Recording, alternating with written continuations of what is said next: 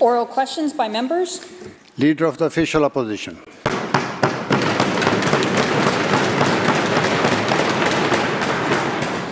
Thank you, Mr. Speaker. Let me start by reading some quotes with regards to safe supply and the diversion into criminals' hands. March 12th of 2024, the government House Leader said that widespread diversion was, quote, simply not true. February of this year, Mr. Speaker, the Premier questioned this, saying, quote, if it is happening. February of 2024, the Provincial Health Officer said, quote, diversion is not in itself good or bad, or right or wrong, end quote. The government's own leaked report has shown that this information, that these statements are false. Will the Premier stop gaslighting the public? Will he admit his government has been misleading the public on this? And will he enact a public inquiry into the safe supply scandal?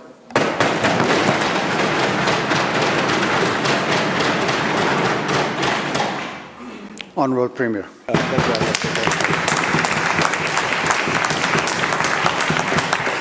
We've lost 16,000 people in this province to the toxic drug crisis since it was declared. It's fathers and mothers and sisters and brothers, colleagues, friends. And the consistent message that has come to us from people who've lost loved ones is do whatever you can to try to help keep people alive, get them into treatment so they can rebuild their lives. And it's advice from family and friends like that that resulted in the prescribed alternative program to get a nurse or a doctor between someone struggling with addiction and a predatory drug dealer. We know it's saved lives. We know it's stabilized lives. The Conservatives know that too. And their spokesperson has supported the program in principle. But that doesn't mean that we tolerate diversion. We have taken steps with police. This is how the opposition knows about the issue with these pharmacies, to investigate bad pharmacies, to ensure that that information is shared with police for prosecutions, to address issues of diversion. Now the Health Minister has made an important but difficult announcement to move to an exclusively witnessed program, which we know is going to make it harder for some people to access this program that we know could save lives, but which we have to do to address the issue of diversion. Leader of the Official Opposition, supplemental. Mr. Speaker, it's true that 16,328 people have lost their lives to overdose. That's true. But it's also true that the Safe Supply program has put 22,416,000 doses into British Columbia and an unknown number of those into the hands of criminal activity. The report by this government shows that that is the facts. These drugs, of course, are also not safe. They are actually very dangerous drugs as well. The report clearly shows that this has been going on for years. The police reports have shown that this diverted supply into the hands of criminals has been going on for years, and yet, as given those quotes, this has been denied by this government. The real question that the public is asking is who knew in advance how bad this situation was? When did they know about it? And quite frankly, the taxpayers want to know how much their money was wasted on drugs getting into criminals' hands. This is why, Mr. Speaker, the Premier must call a public inquiry and get answers to the public that demand to know how this government has been mistreating this file.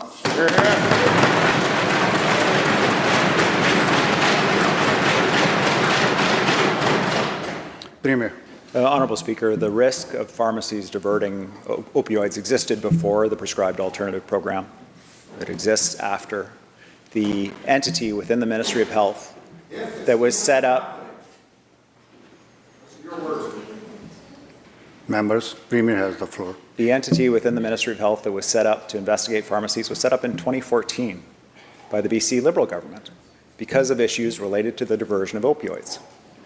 And so ensuring that that agency had the authority, was focusing on pharmacies and the issue and the risk of diversion was a priority for us.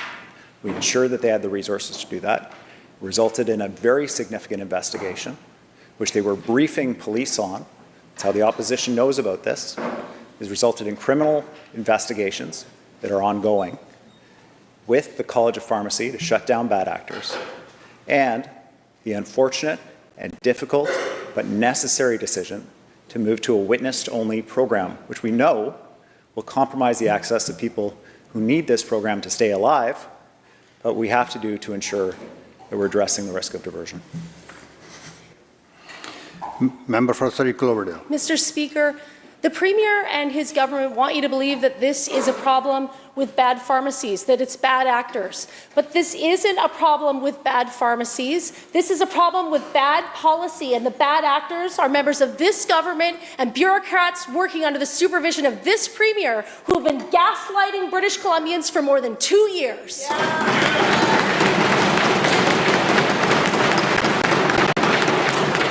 Mr. Speaker, after years of downplaying and denying the significant diversion of so-called safe supply, the government's own leaked presentation reports that their publicly funded drug trafficking is widespread.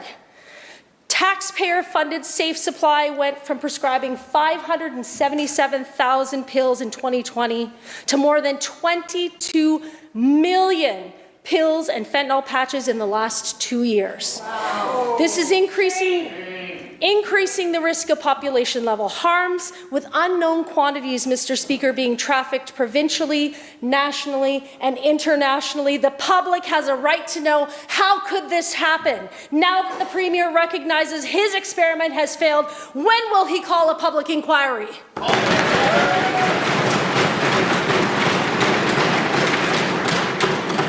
Mr. Premier. Thank you, Honourable Speaker. I think it's important to be clear. I canvassed this with the member for Surrey Cloverdale extensively in the estimates debates before the election. I acknowledge the risk of diversion is a serious issue. We were taking steps to ensure diversion, if it was taking place, was being addressed, resulted in dedicating a team within the Ministry of Health to investigate pharmacies, which is what the opposition has become aware of. It's led to criminal investigations. It is a serious matter. But on the issue of prescribed alternatives, I won't let the member shrink from her own record, because it's important to recognize that there's not a division in this House about the need for this program.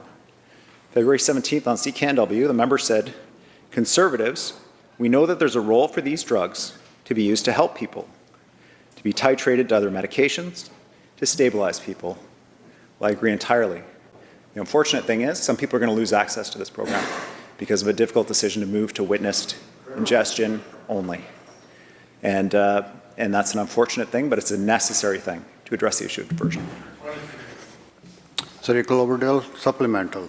Mr. Speaker, more gaslighting from a Premier who fails to recognize his own failed experiment. For sure, there is a role for prescribed alternatives for drugs to help titrate and stabilize, but we're talking about a government program that has dumped millions of pills into the hands of criminals and drug traffickers, and I first raised the issue of diversion in this chamber on February 9th, 2023. That's more than 2 years ago. 2 years of flooding this province with hydromorphone, a highly addictive opioid 5 times more powerful than morphine. 2 years of fueling the fentanyl trade with program participants trading their dillies for street drugs. 2 years of taxpayer dollars being used to enrich criminal organizations, putting money into the hands of drug dealers that have killed 49,000 Canadians.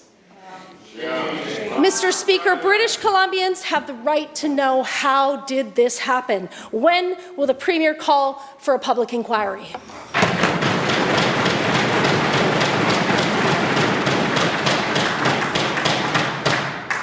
Premier. I'm sure the member didn't do it intentionally, Honourable Speaker, but she conflated the toxic street drugs like fentanyl and carfentanil with the prescribed alternative program supervised by nurses and doctors.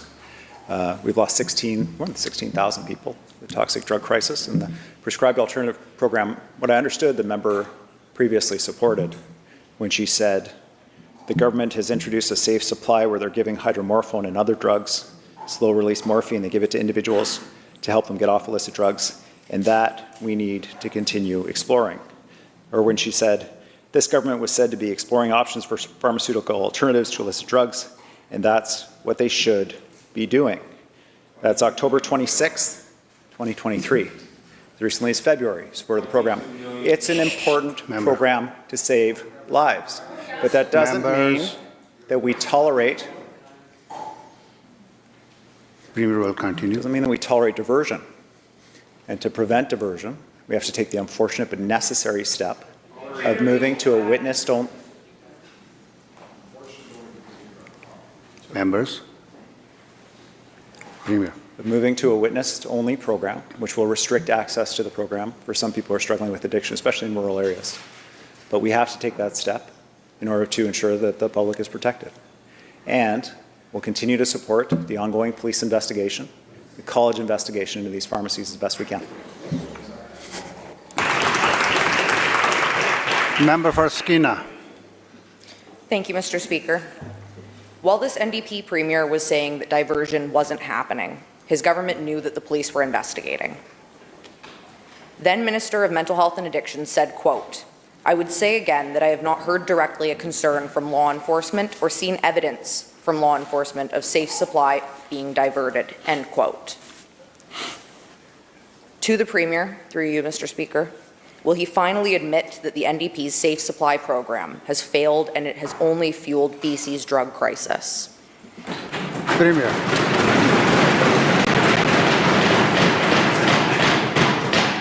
Premier. Thank you, Honourable Speaker. We work closely with police throughout this process, including with the RCMP, supporting them with the resources that they need to be able to do these investigations, providing them with information, including a briefing that. Members, there was no interruption when the question was asked. Let's provide the same courtesy when the answer is provided. Thank A you. briefing to assist frontline officers.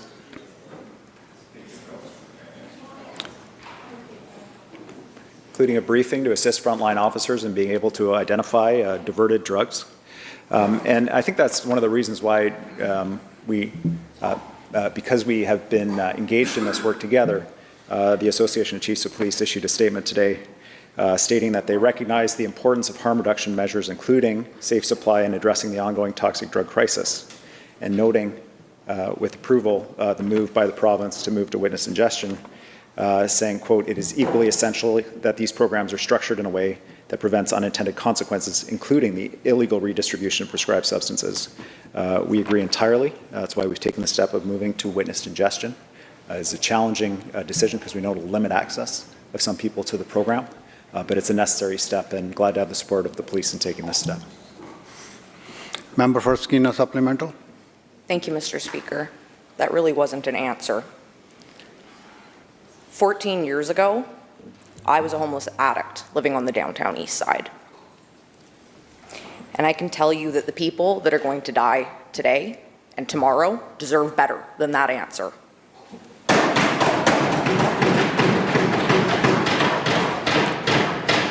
I didn't see any question on that.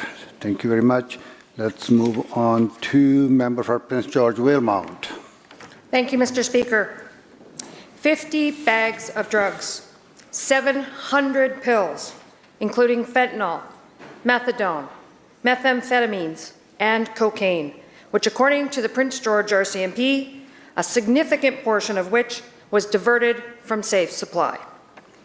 If the Premier had his way, the RCMP would not have taken these drugs off the streets, as it was his government that put them on the street in the first place. When will this government stop being the dealer for BC's drug addiction crisis?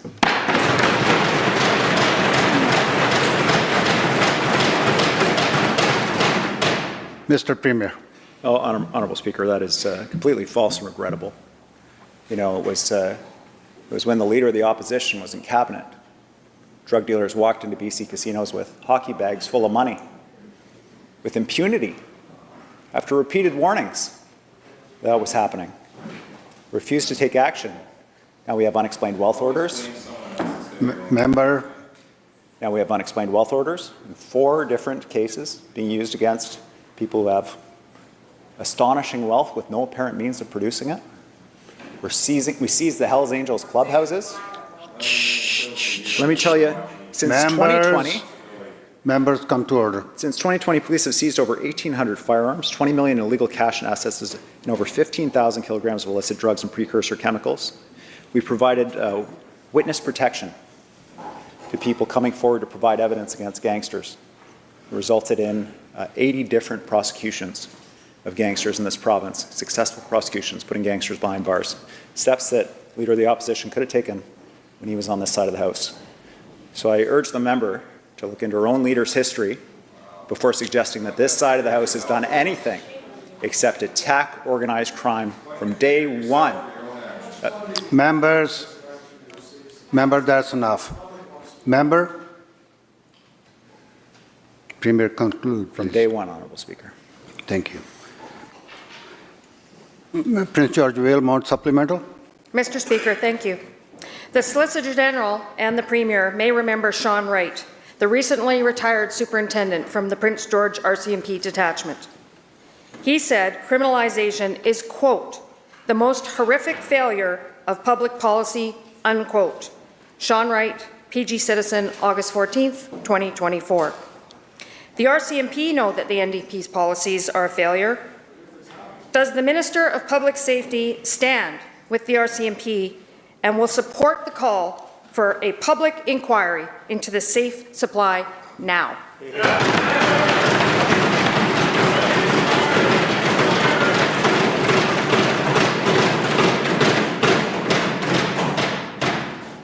Minister of Health. Thank you very much.